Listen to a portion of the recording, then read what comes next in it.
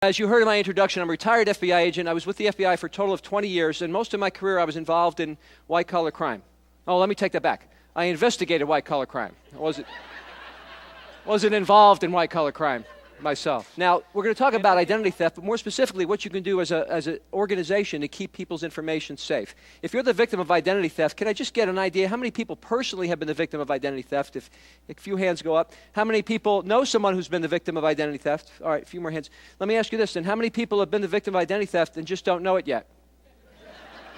See, that's what I'm talking about. We don't know. You may not find out for weeks or months and years in some cases. And here's the common thing about being the victim of identity theft, and if you've been the victim, you probably know, you use the word nightmare to describe what it's like to get your life back together. And if you're a corporation that's has its data breached, it's even more difficult for you because you may lose customers and the money it may cost you to get that matter all straightened out could be significant. But during this operation in the 70s, they found a way to manipulate records and skim money.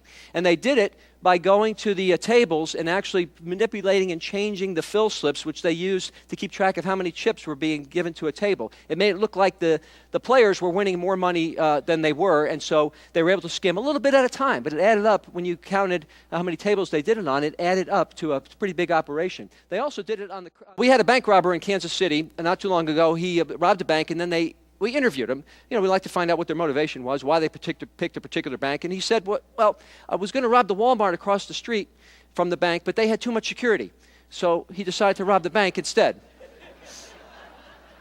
Is there something nonsensical about that? But it does illustrate the point of deterrence, how important deterrence is, and just a little bit of deterrence might prevent a crime from occurring. And it does require good communication, but communication is one of the most important aspects in any good organization. Any success story is dependent upon good communication. I know a little bit about communication because as a spokesman for the FBI, I figured out a long time ago that to deal with the media, to get your message across, you have to have information put out in a clear, concise, and timely manner. And that's what it's all about. And the same thing is true in organizations. And, you know, the media, and I kind of treat them like crocodiles. You know, people say, how do you deal with the press? Well, they're like crocodiles. And what I mean by that is you don't have to love a crocodile. You don't even have to like a crocodile. But you got to feed them. And you got to feed them, or they get hungry and they feed on rumor and innuendo and speculation. But communication is so key in dealing with the media, but it's the same principles apply inside an organization. So it's a Sunday morning. It's football season. I'm sitting at the bookie's desk. What do you think happens next? The phone rings. Thank you. The phone rings. One guy was very circumspect, though. He did call up and start the question, which is what you should always do, you know, before you get personal information. I answered the phone. He goes, who's this? I go, Jeff. He goes, Jeff who? So I don't know what to say. I go, Jeff with the FBI. He starts cracking up. He laughs and laughs, and he goes, give me 200 on the Chiefs. And this is my day as an FBI bookie.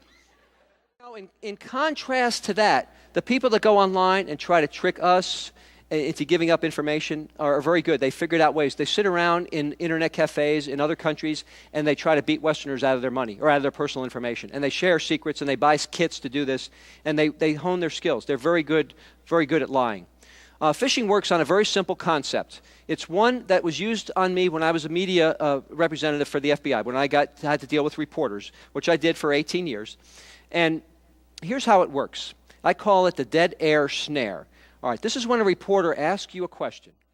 All right, I'm going to close with this one last story, and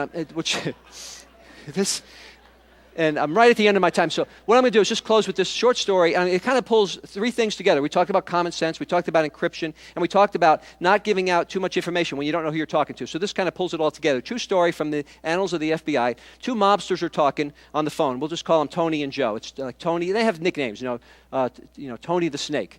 So Tony the Snake's talking to Joe the Plumber. No, that's a different story. No, we'll keep Joe the Plumber out of this. He's getting enough press already. Tony's talking to Joe the Rat.